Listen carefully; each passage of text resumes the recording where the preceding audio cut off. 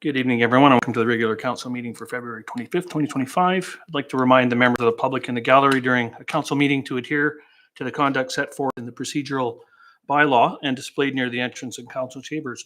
Excuse me. I call the regular council meeting to order at 7 o'clock. Starting with the land acknowledgement, Blackfalds Town Council acknowledges that we are on Treaty 6 territory, a traditional meeting ground, gathering place, and traveling route to the Cree, Saulteaux, Blackfoot, Métis, Dene, and Nakota Sioux. We acknowledge all the many First Nations, Métis, and Inuit whose footsteps have marked these lands for centuries. The council had a chance to review the agenda for this evening. Any changes, amendments from administration? Nothing from administration, Your Worship. Thank you. Does council wish to exempt any item from the proposed consent agenda before the adoption of the regular agenda?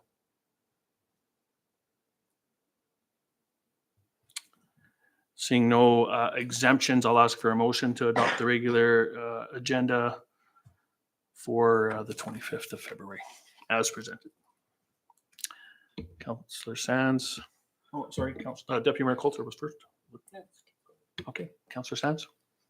I'll move that council accept the regular agenda for February 25th, 2025 as presented.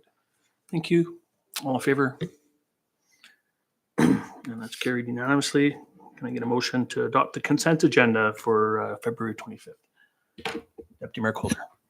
I move that we accept the consent agenda as presented. Thank you. All in favor? Thank you. That is unanimous. And just to note that Councillor Savab sends her regrets for this evening. So moving on to the agenda, we have no public hearing this evening. We have no delegation. Our first business item, item 6.1, is a request for decision for subdivision file number S-01-25 Aurora Heights Phase 5B East. Manager Teckle. Thank you, Mayor Hoover, members of council.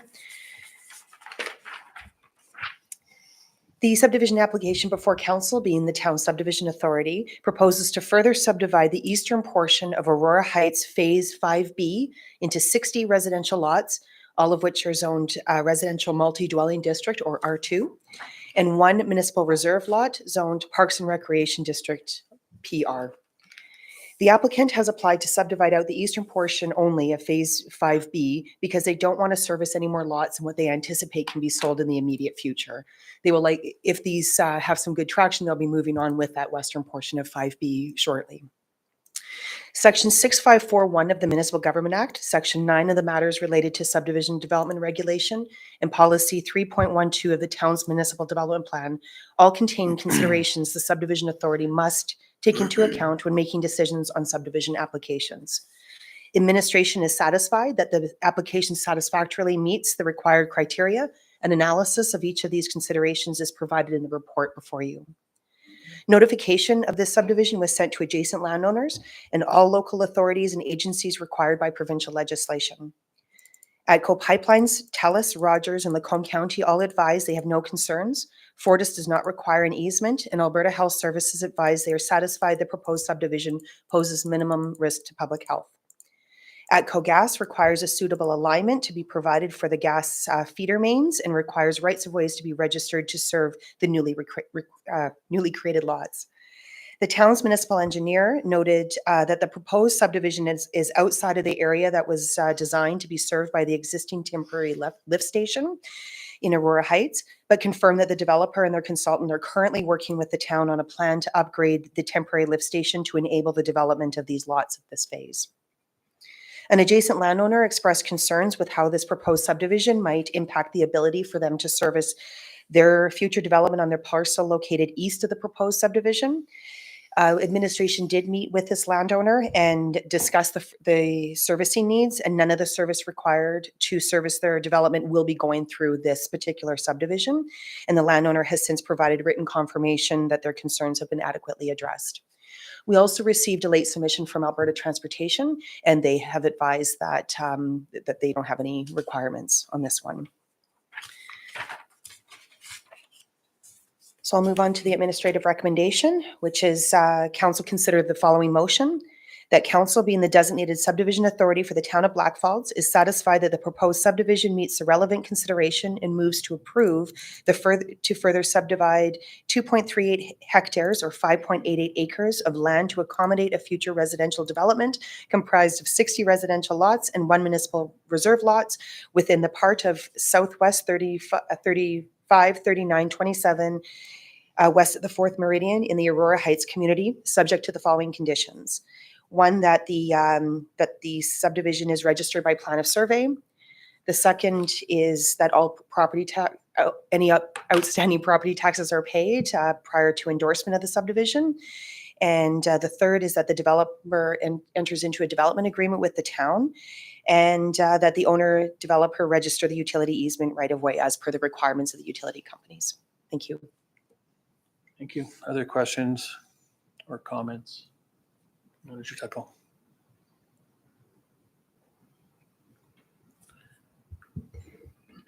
Councillor Bell.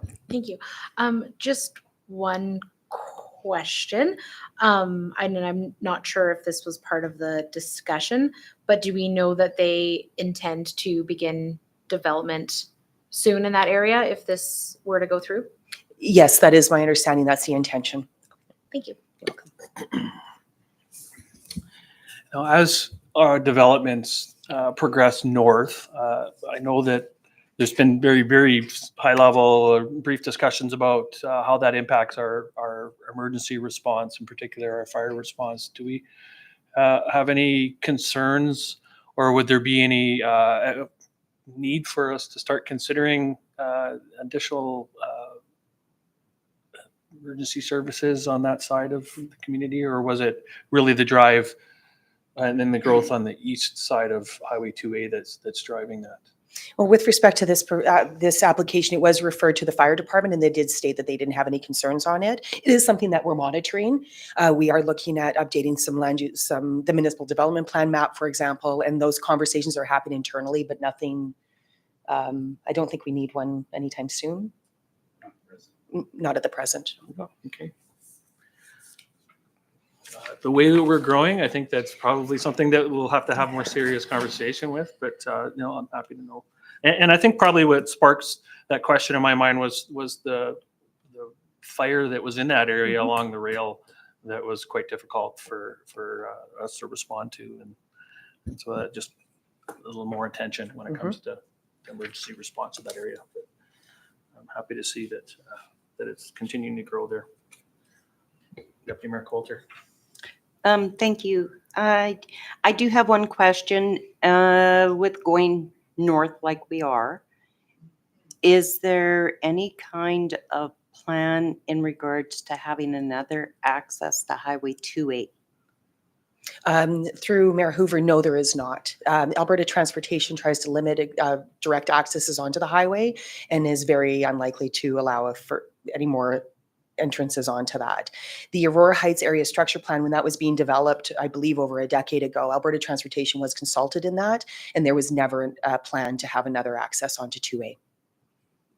And given the location there too, it's quite high up and it's on a curve, so it would not be safe to have one. Yeah, it's just where we're growing at and having limited access. That's why I was wondering. Thank you. That is a good question, though. I mean, I know that one of the other things that there's a challenge is Broadway Avenue, or that runs out there that's still gravel, and I know that the long term would be that offsite levies would pay for that improvements to Broadway along there. I'm assuming that that's quite a bit further north from where this development is, and that wouldn't impact that phase yet. It is, and we definitely understand the concerns about the transportation network as we start growing north, which is why the division will be doing a transportation master plan update shortly, because there definitely is a need to revisit that. But even the 2015 one did anticipate the Aurora Heights community and didn't flag any immediate need for that Broadway redevelopment or anything. Okay, thank you. All right, so we do have the administrative recommendations that has the 4 parts to it. They're all included under the same. Does anyone feel like they'd like to make that motion? it's a nice one. There's two of them like that. So Councillor All Pell. right. I move that council consider the following motion, that council being the designated subdivision authority for the town of Blackfalds is satisfied that the proposed subdivision meets the relevant considerations and moves to approve to further subdivide 2.38 hectares or 5.88 acres of land to accommodate a future residential development comprised of 60 residential lots and 1 municipal reserve lot within Southwest 35-39-27 west of the 4th Meridian in the Aurora Heights community, subject to the following conditions. 1, that pursuant to Section 84 of the Land Titles Act, the subdivision as shown on the attached tentative plan of subdivision is registered by plan of survey. 2, that pursuant to Section 654(1)(d) of the Municipal Government Act, all outstanding property taxes are to be paid or some other arrangement satisfactory to the town of Blackfalds for payment thereof be made. 3, that pursuant to Section 6551(b) of the Municipal Government Act, the developer enters into a development agreement with the town of Blackfalds concerning the servicing and development of the subdivision and payment of offsite levies. 4, that pursuant to Section 655(1) of the Municipal Government Act, that the owner/developer register a utility easement right-of-way as per the requirements of the town of Blackfalds and or utility companies concurrent with or prior to registering the subdivision's plan of survey. Thank you. Is there any debate or discussion on that motion? Seeing none, I call the question. All in favor? And that is unanimous. Thank you. Moving on to 6.2 is a request for decision on subdivision file number S-02-25 Aurora Heights Phase 4. Thank you, Mayor Hoover. Lots of movement in Aurora Heights. The subdivision before the authority proposes to subdivide out the outline of Phase 4 in the Aurora Heights community, including a municipal reserve strip along the eastern boundary. The landowner intends on selling this Phase 4 outline to another developer for them to continue with the further subdivision of this phase, which was conditionally approved back in 2018, and we've been extending that approval since. The lands are zoned residential single dwelling small lot district, or R1S, and the proposed MR lot is zoned Parks and Recreation District, or PR, all of which are in accordance with the direction contained in the Aurora Heights Area Structure Plan. Section 6541 of the MGA, Section 9 of the matters related to subdivision development regulation, and Policy 3.12 of the town's municipal development plan all contains considerations for the subdivision authority when they're making decisions on applications. Administration is satisfied that the application satisfactorily meets all of the required criteria, and the analysis is also provided in this report before you. Notification of the subdivision was sent out to adjacent landowners and all local authorities and agencies required by provincial legislation. The responses were ATCO Pipelines, the North Red Deer River Water Services Commission, and the North Red Deer Regional Wastewater Services Commission all stated that they have no objections, and Fortis advised they do not require an easement. TELUS advised they will require utility right-of-way to service the area. Alberta Health Services advised that they have no concerns, but noted the proximity to the railroad and suggested consultation with Transport Canada to determine if any railway setbacks are required. When the area structure plan was being developed, additional setbacks were considered to account for the proximity to the railway. To accommodate the increased building setback that will be required, the municipal reserve parcel that is part of this subdivision, along with a lane that will be developed and the rear yard setbacks from dwellings, will all work to provide that adequate setback. We did receive 3 submissions from adjacent landowners. Those have also been included in your council report. One of the adjacent landowners expressed concerns about the grade of the alley between their garage and the proposed subdivision. Administration did conduct a site inspection and confirmed that the lane's grading is correct. They did note that the land subject to this application is quite high, but the developer will be required to grade this Phase 4 to match the grade of the lane, so there won't be any issues. And that's a requirement of the development agreement that we take securities to ensure that that's done. An adjacent landowner to the east expressed concerns with how this proposed subdivision might impact the ability for them to service their future development in the future. We met with that concerned landowner and discussed their future needs. There are service connections available to their land via the Aurora Heights community, and the proposed subdivision will not prevent any of those options from being pursued. That landowner provided written confirmation that their concerns have been adequately addressed. Another letter was submitted by an adjacent landowner expressing concerns about the variety of lot sizes in the community impacting their property value, increased traffic resulting from additional development and construction traffic. A response was provided stating that administration works with the developer and their consultants to mitigate traffic concerns during constructions as much as possible. A copy of the Aurora Heights Area Structure Plan was also sent to the landowner to illustrate the variety of lot sizes that are going to be accommodated in Aurora Heights community, explaining that subdivision and development must conform to the Area Structure Plan that was approved by Council in 2013.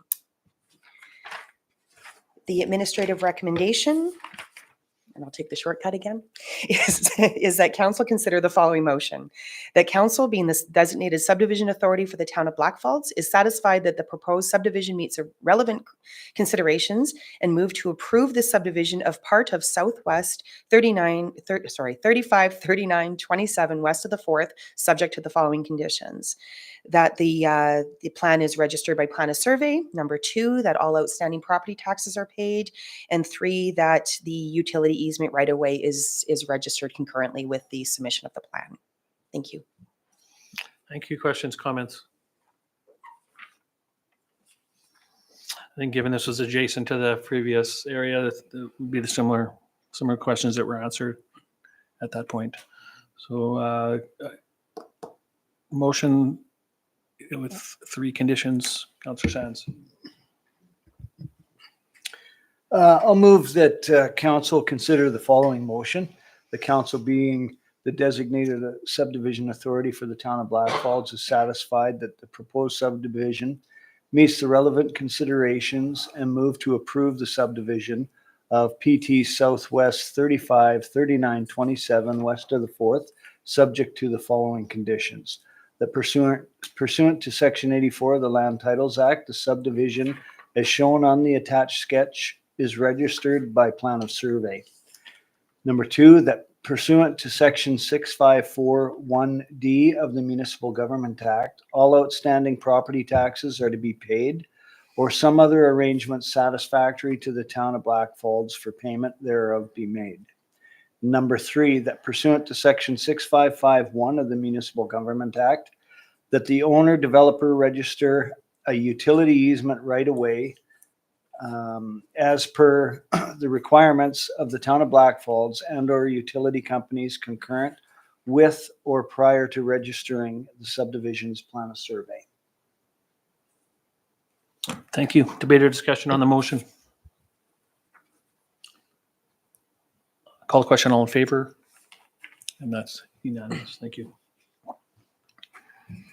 Moving on to 6.3, request for decision for bylaw 1320.25, being the McKay Ranch Phase 4 redistricting. Thank you, Mayor Hoover. The bylaw before council proposes to amend the land use bylaw to redistrict Phase 4 of McKay Ranch community, being a portion of Lot 1, Block 2, Plan 1124253, and a portion of Lot 2, Block 1, Plan 1022396 from Urban Reserve District to Residential Single Dwelling Medium Lot District, Residential Multi-Dwelling District, Parks and Recreation District, and Public Facility District. The proposed redistricting of Phase 4 is generally consistent with the recently approved amendments to the Area Structure Plan. The only portion of the redistricting application that isn't consistent with the Area Structure Plan is the area that's identified circled in yellow on your, red on your screen. These are proposed to be single dwelling medium lot district, but the concept plan and the area structure plan does identify these lands to be residential single dwelling small lot district. In administration's opinion, this inconsistency is very minor in nature. The only difference between the proposed R1M district and the R1S district shown in the concept plan are slightly larger residential lots. There's no change, there's no differences in allowable uses. The intent of this district is to accommodate detached dwellings. So administration is supportive of the redistricting application as submitted. The remainder of the redistricting application is consistent with the area structure plan concept plan, and the proposed PR district parcels are to accommodate lands that trails will be built on, and the proposed PF district is the location of a future lift station. A subdivision application for this Phase 4 was submitted in conjunction with this redistricting application. The subdivision will be going before the subdivision authority after final reading is granted to this redistricting application. The administrative recommendation is that council consider the following motions. 1, that council give first reading to bylaw 1320.25 McKay Ranch Phase 4 redistricting as presented. And 2, that a public hearing date be set for March 25th, 2025 at 7 p.m. in council chambers. Thank you. Thank you. Are there any comments or questions from council for Manager Tickle? Deputy Mayor Coulter. Just a quick question, and I'm sorry if this answer had come up before when we brought up McKay Ranch. In regards to South Street going east and the future development of either pavement or fixing it somehow. With this new phase and voting on it, going to another step here, is there, or do you know of if there's plans of doing more with South Street East? Through Mayor Hoover, that is something I'm not able to answer because I don't know. With this particular subdivision, however, they're still going to be accessing through McKay Ranch Boulevard, south onto South Street, and then going west. So I don't know how much traffic would be going east on South Street generated from this phase. But as of timing and that sort of stuff, it's probably best that either Director Warren, who unfortunately isn't here tonight, or if anyone else knows. No, that is something that that we can bring back at the public here or at the second reading. I can speak to that. Okay, thank you. You're welcome. Yeah, I believe the 5-year capital plan has the paving of South Street included in it. Yeah, 26 or 27. And that would go right up until the entrance to McKay Ranch would be my understanding. For sure, I appreciate that. But we can like I certainly clarify that at the second reading. yeah, in the second reading report, I'll definitely have a blurb on South Street and when we anticipate that paving. Thank you. Sorry. I'm just bringing it up because I imagine it's something that's going to come up in the public hearing in regards to that. Yeah, I think you're right. Those residents have been vocal about that gravel road still existing at this point. So, all right. So we do have the two motions, first reading and the public hearing date to consider. Deputy Mayor Coulter. I move that council consider the following motion, that council gives first reading to bylaw 1320.25 McKay Ranch Phase 4 restructuring as presented, and 2, that the public hearing date be set for March 25th, 2025 at 7 p.m. in council chambers. Yeah, are those separate motions or yeah? Okay, so we'll separate. We'll just do the first part. Oh, okay. For Sorry. one being the first reading. Any debate or discussion on first reading of the bylaw? Call the question. All in favor? And I'm looking for a motion. If you like, you've made it already, so I'm happy to consider that again. So we do have another motion that was read to consider the public hearing for March 25th. Any debate or discussion on that motion? All in favor? Thank you, and that's set for March 25th. Moving on to 6.4, bylaw 1325.25 being 4409 South Street redistricting, first reading. Last one of mine, I promise. All right, this bylaw before council proposes to bring in a new DC5 district into the land use bylaw and rezone 4409 South Street to the DC5 from the current highway commercial zoning. This DC5 district has been crafted specifically for the anticipated development on the property, which includes several apartment-style buildings, row housing along South Street, an amenity building to be used as a rental office and potential fitness center for tenants, and associated parking that differs from the current requirements of the land use bylaw. Council may recall a previous bylaw relating to this parcel received second reading at the August 27th council meeting. The developer has updated the DC5 district to remove daycare as a use and actually remove one of the apartment buildings, and they want to have row housing instead. We determined that that was a significant amount of changes that would warrant a new public hearing, so that's why we're bringing forward this new bylaw. Administration is generally supportive of the new DC5 district and the redistricting of 4409 South Street to the DC5 district because the application meets various town policies and focus areas related to providing a diverse range of housing options to residents. The only policy this application does not fully satisfy relates to environmental suitability, which is a component of MDP policy 3.12. There are still some environmental reports required to confirm suitability of the parcel for the intended residential use before administration can offer its full support on this application. The potential land purchaser is fully aware of this need for further study, and third reading of this amending bylaw will not be brought forward until those studies are complete and it is confirmed that the land is suitable for residential use. A copy of the DC5 district is provided as a schedule in Bylaw 132525, located in attachment 1 of your report, and a draft site plan showing the anticipated full build out of the property is provided in attachment 2. I just want to let council know that when the developer changed their plan to include those row housing, it actually yields in 1 additional unit. So we're not taking away any density from what was previously approved. So it's interesting how that can still yield the same and actually produce more units. So just to recap, the DC5 district does list apartment, row housing, accessory use, and home-based business 1 as permitted uses and signs as discretionary uses. The primary impetus for this DC5 district is to accommodate different parking standards than what our land use bylaw currently requires. The developer has built similar developments in other municipalities and is comfortable moving forward with the reduced parking requirements as proposed.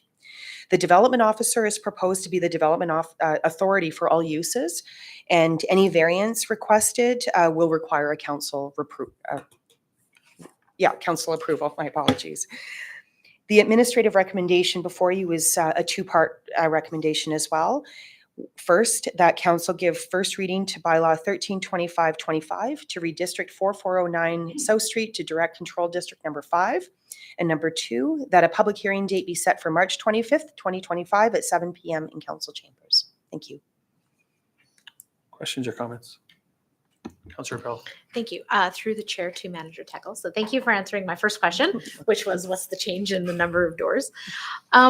It's difficult to tell from the supplied drawing, but of the row houses facing South Street,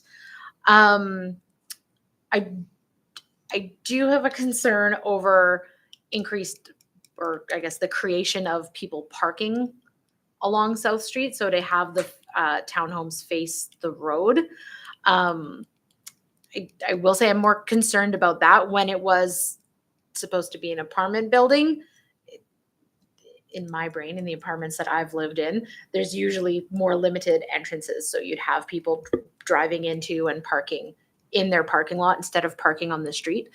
So I do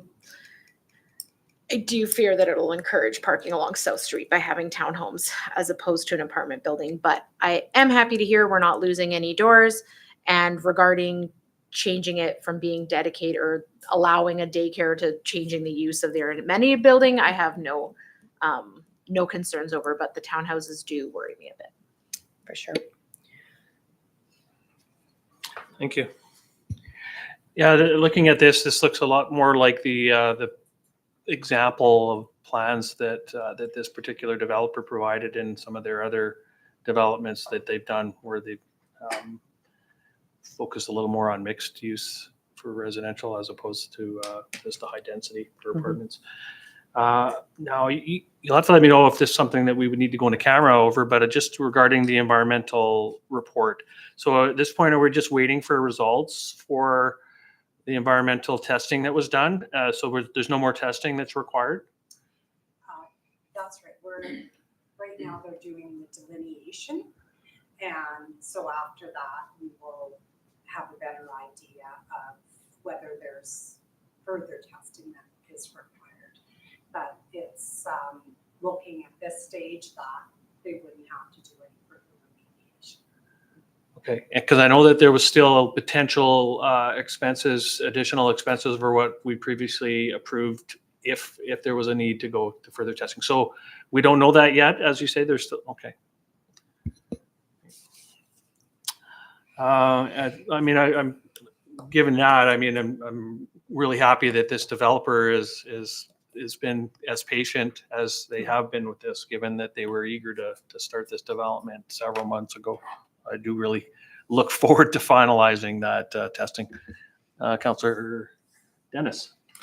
So on South Street, that's a collector road, so we probably wouldn't have parking on it anyway, would we? I wouldn't think so. Thank you. Councillor Pell. Thank you. I had this one written down, but I just forgot to ask. Regarding the parking requirements, are these the same as we had discussed in the past, or have there been changes to the parking requirements?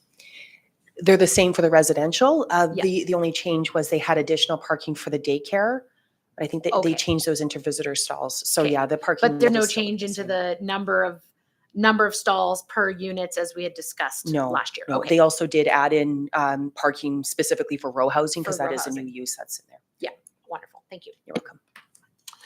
And do we know the intention? These are rental units? That's correct. And so, I mean, I was interested to see that there's permitted use for home-based business one in there. That's something that I wouldn't have expected for this developer to ask for. Did they ask for this, or was this just part of kind of a normal, well, no, this is there's no normal use in this type of districting. So Not they right now. requested this, correct? It is something that planning and development did work with the developer while they were creating this district. We suggested this might be a good use. We got a couple of inquiries a number of years ago for people who live in apartments who wanted to have a home-based business, and unfortunately they can't have that. But in administration's mind, a home-based business is a computer and an office. Yeah. You know, and we've got a big change of the nature of work. So we felt that would be a good use to offer for tenants to allow for diversity in income. And just clarify this. I think I know the answer, but that doesn't include a day home, correct? A day home would be a home-based business too, or? A day home is a separate use altogether because there is quite a lot of other considerations for that, like amenity space and that sort of stuff. So a home-based business one, just for all of council's information, is no visitors to the home. There's no outside indication that there's a business being operated. It can be a bookkeeper at a desk, that sort of thing. Your home-based business two, that's where you can start seeing very limited traffic. So you might have 1 or 2 customers visit in a week. Your home-based business three is getting a little bit more ambitious. That's when they can start using an accessory building. They can have employees, that sort of stuff. So that's the gradient that we're on. So the home-based business one, unless the person didn't tell you they were running a business, you wouldn't know. Yeah, no, that was my expectation. I just know that, that's probably one of the more common abuses, I guess, of would be people running day homes that aren't registered right out of these. So, and that would not be allowed in this. So, no, it's good. It's good to know that this particular developer is willing to allow that. That really does open up these rentals to different types of people for sure. Okay. Any other questions or comments? Councillor Sands? Yeah, I think by them allowing that business one, they're trying to how do I say it? They're trying to jump on to help bring in these types, the different types of businesses and that type of thing that you can't really notice anywhere. Which is a good thing. And I mean, given the state of our world now, people need to try to make as much money as they can. And yeah, I think it's a great idea. Fully support it, 100%. Yeah, well, people are working from home anyways in many cases, right? So, and if you're renting out to someone, you want to make sure that they have a solid income potentially, right? So, okay. So seeing no other comments or questions, someone like to make the motion? Councillor Sands. I'll move that council give first reading to bylaw 1325.25 to redistrict 4409 South Street to direct control district number 5. Thank you. Debate or discussion? All in favor? And that is unanimous. Councillor Pell. Thanks. I move that public hearing date be set for March 25th, 2025, 7 PM in council chambers. Debate or discussion? All in favor? And it's unanimous. All Thank right, you. thank you, council. Thank you. Well, thanks, Jolene. And thank you to planning and development. You guys, I know how busy you are. Obviously, this is an indicator of that. Yes, it is. Yes. Moving on to 6.5, request for a decision on the council policy CP 185.24 being the community initiatives grant amendment. Yes, thank you, Your Worship and Council. The Community Initiatives Grant Policy was adopted in May of 2024. And in that policy, it says that for-profit organizations are ineligible for the grant. And we recently received an application from a for-profit organization. So we had some discussions at our Recreation Board meeting. And we are considering an amendment to the policy to allow for-profit organizations to be eligible, provided that any proceeds from the program event go towards a community initiative program or project deemed worthy. And of course, we brought this up at standing committee last week. So there's a motion down below if there's any comments or questions. Councillor Pell. Thank you. Through the chair to Director Krekowicz. Yes, so I am in favor of this for a few different reasons. One of them being that this just would allow a for-profit business to still host an event for a non-profit organization or group, which really was a main driver in this initiative.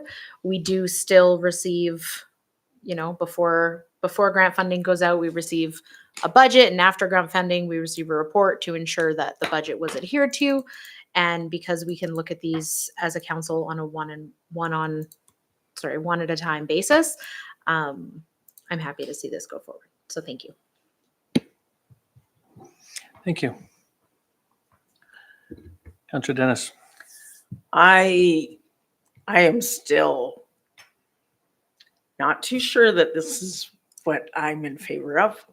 For profit, for number one. Did the rec board know what this organization was going to do?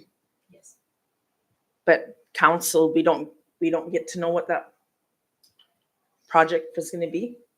Sorry, would you like me to reply or? So the application will come before council probably at the next meeting. Okay, but what I'm asking, the group that applied for that, Yeah. was that given to the rec board? Yes. They're aware of this? Yeah. So when we are making the decision on the money, we don't have any background on that. And I don't feel comfortable with that. But we will.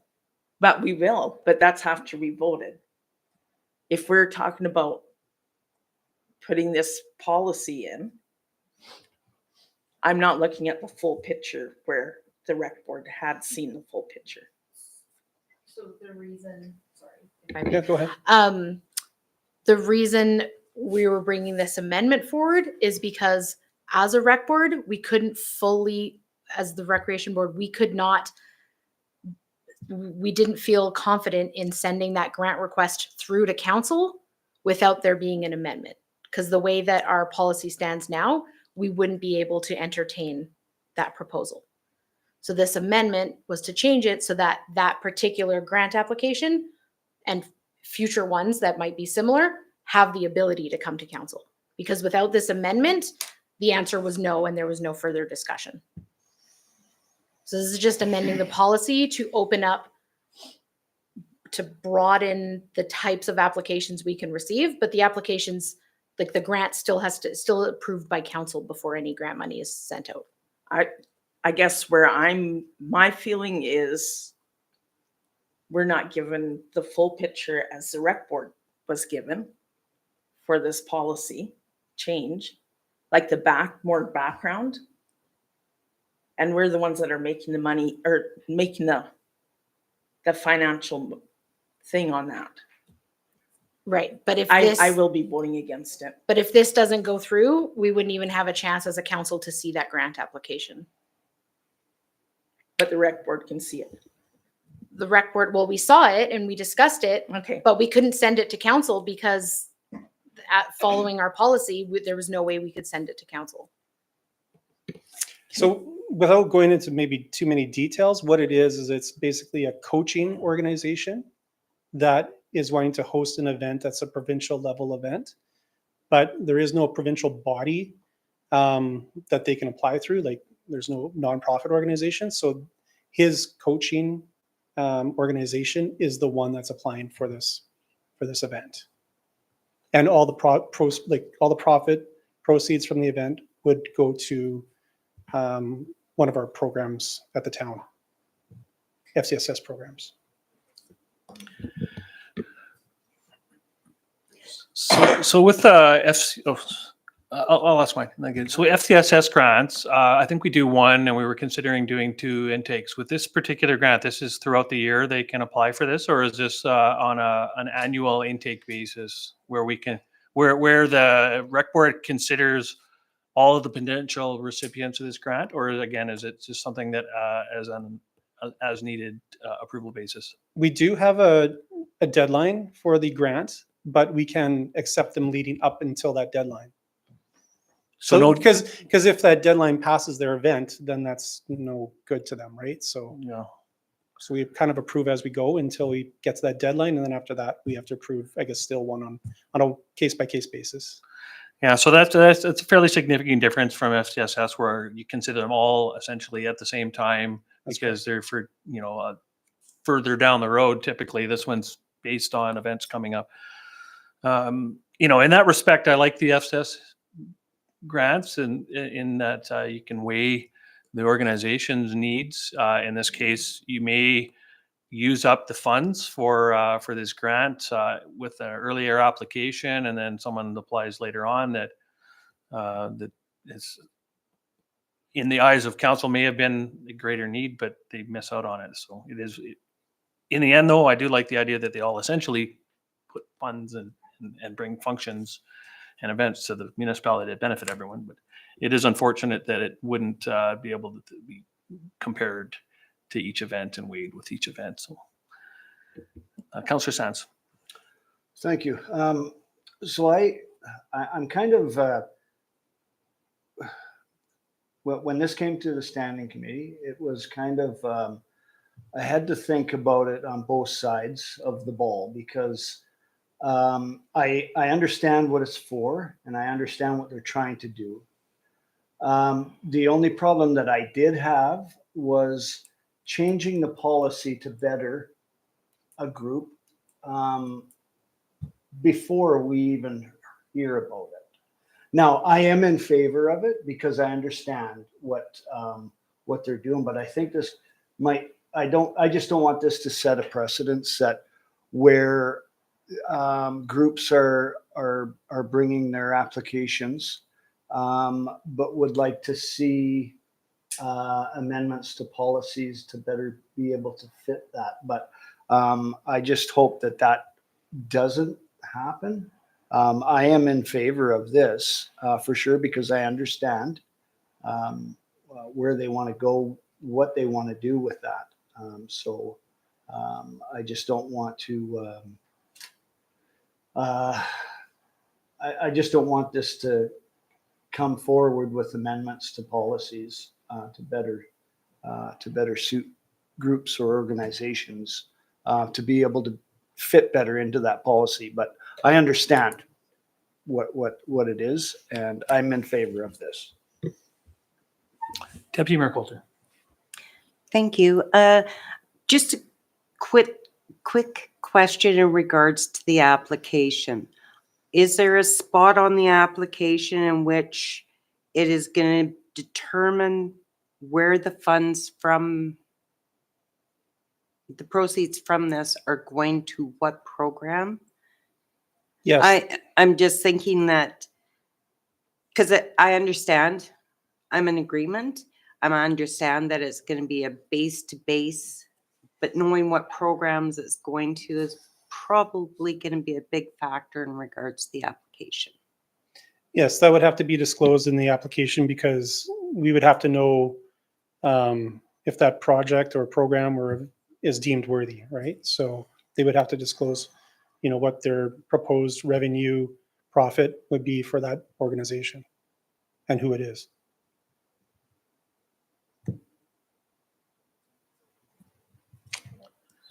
Councillor Pell. Thank you. If I may, just to speak to Councillor Sand's point, I just want to clarify that the group that came forward, they did not request a change to the policy at all.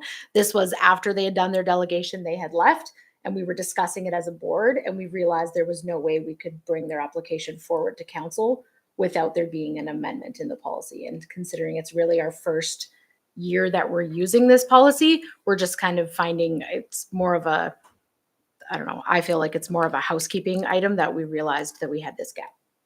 But just to be clear, they did not come forward asking for any sort of policy change. Councillor Sands. Right, thank you. Yeah, thanks for that. I just, the bottom line is somebody did, right? Somebody wants to see the change.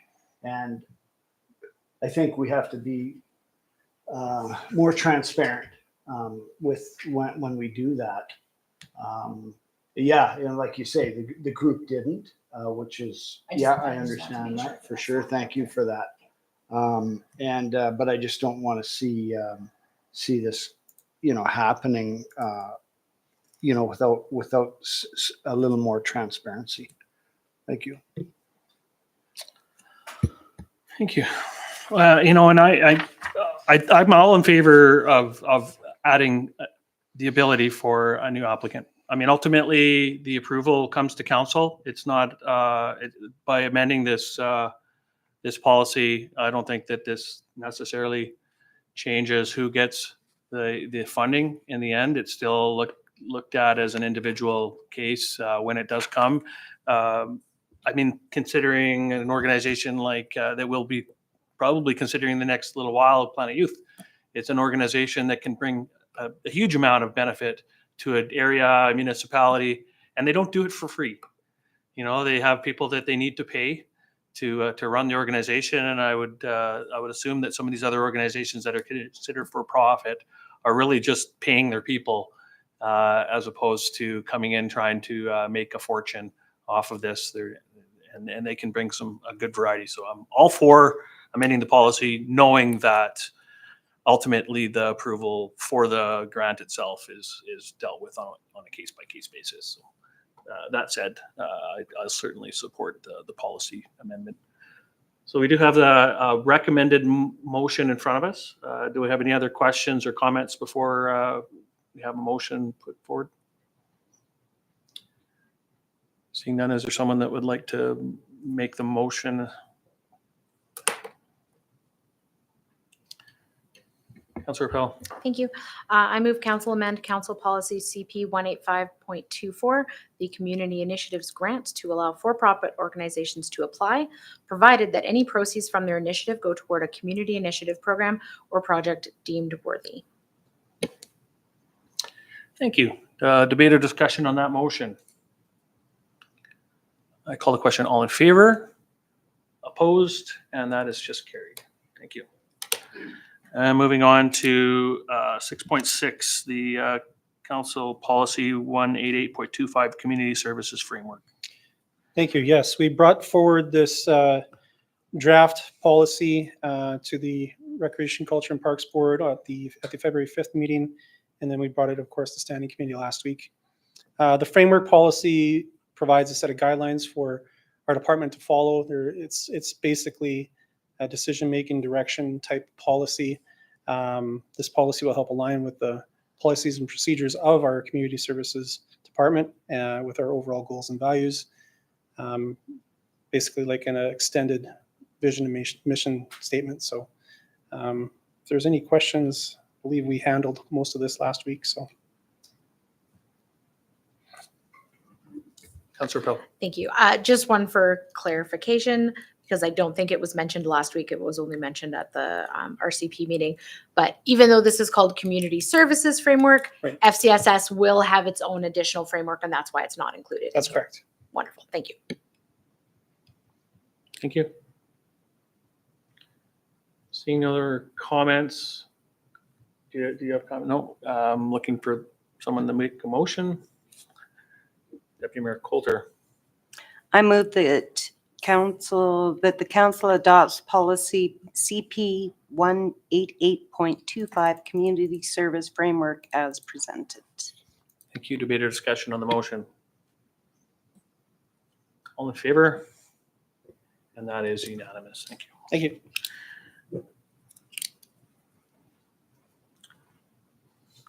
Moving on to 6.7, the Alberta Community Partnership Grant application for a regional recreation facility.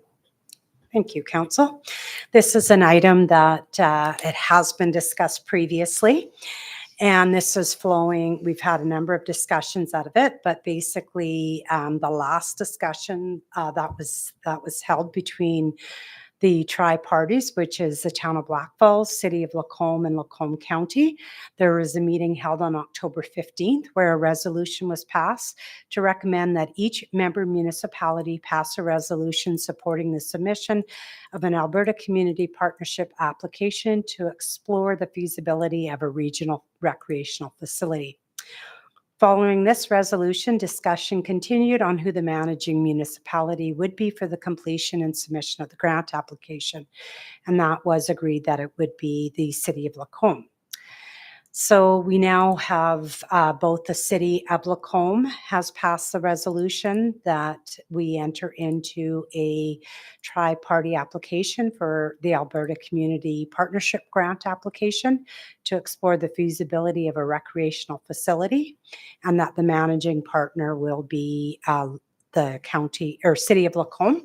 Lacombe County has passed that same resolution, and it's now before council for town of Blackfalds to pass a resolution to that same effect. The financial implications, there are no financial implications to applying for the Alberta Community Partnership Grant. The ACP grant will cover 100% of the project costs up to $200,000. So the administrative recommendation is that council consider the following motion: that the town of Blackfalds agrees to participate in the Alberta Community Partnership Program grant application with the city of Lacombe and Lacombe County to explore the feasibility of a regional recreational facility, and further that the city of Lacombe be designated as a managing partner for this project. Any questions?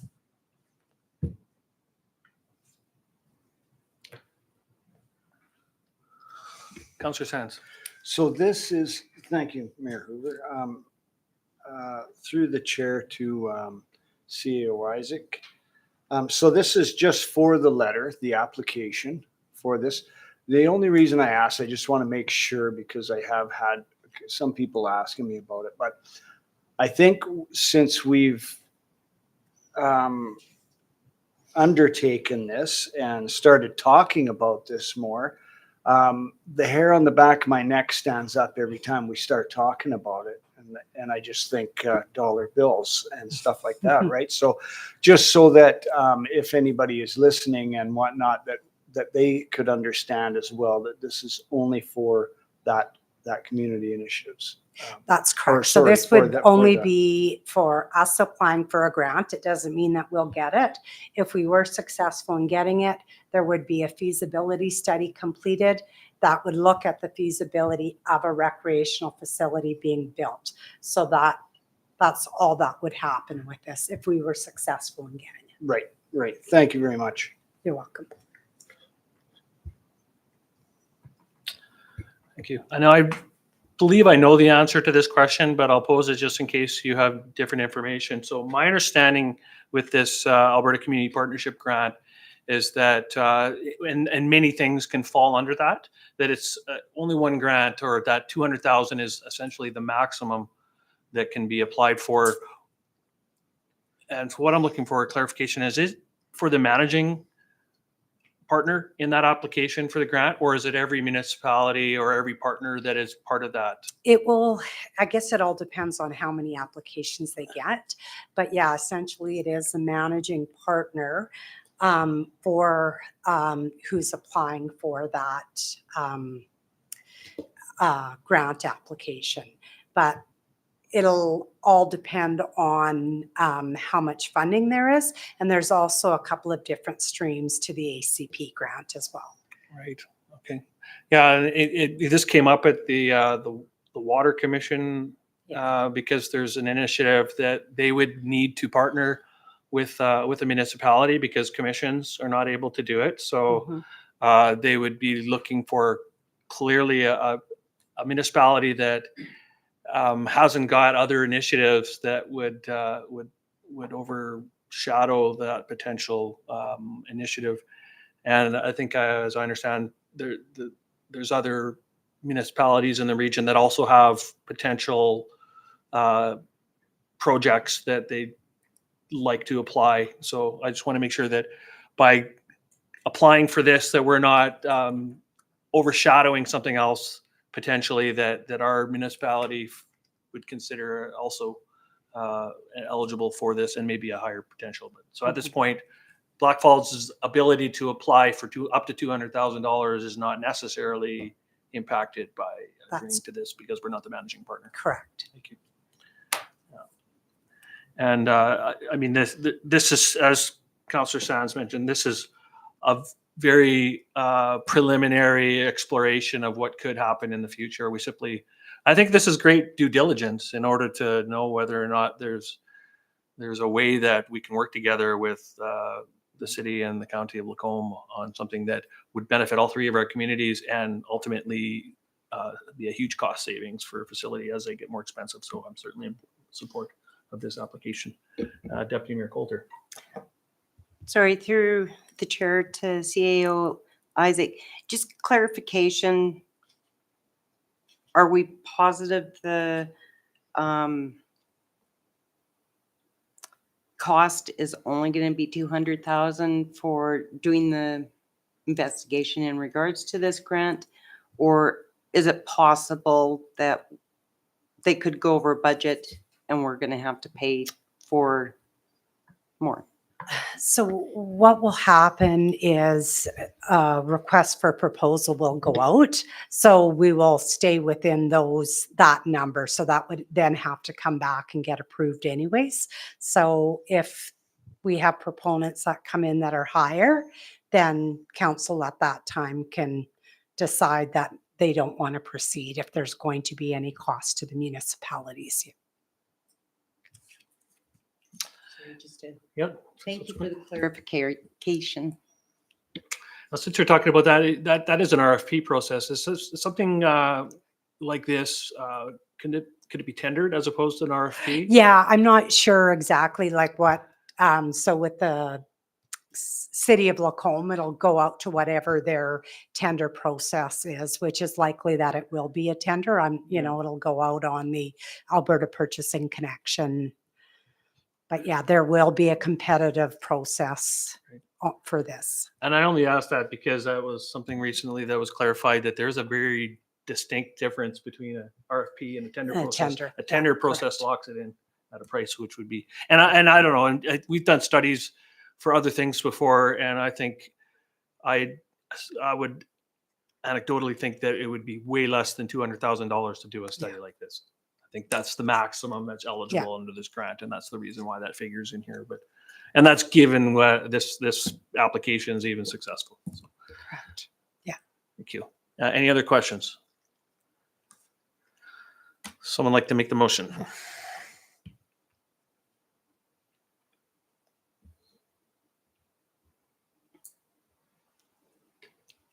Deputy Mayor Coulter.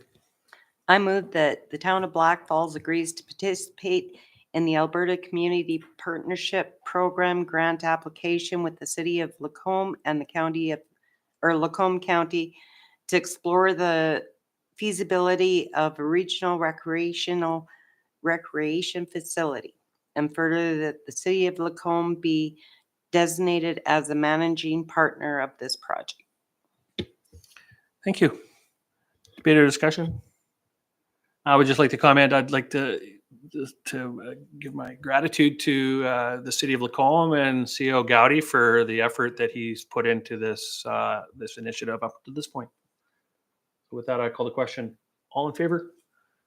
And that is unanimous. Thank you. And we have no notices of motion, no confidential items. So with that, I will adjourn at 8 o'clock. Thank you so much.